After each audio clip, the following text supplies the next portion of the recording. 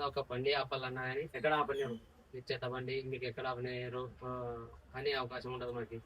ఆ బండి రోడ్డు మీద పెడితే అద్దాలు వాళ్ళ కొట్టుకోవడము, బ్యాటరీలు తగ్గిపోవడము, ఇట్లా చాలా ఘోరంగా ఉంది మాది పరిస్థితి. నేను చూసాను జేఎస్ఎంసీ బండ్లు ఉన్నాయి కదా, వాటికి ఎక్కువ అద్దాలు బాగటం అవే చూస్తున్నాయి. రోడ్డు మీద పెడితే ఏం చేస్తారు, నైట్ పూట 12 కాగానే మందు తాగడం, రోడ్డు మీద పోయేటోళ్ళు. తిండి ఊడుకొట్టినా తిండి ఊడు పట్టించుకోడు కదా, రోడ్డు మీద కదా మేము పట్టుకోవాల్సింది.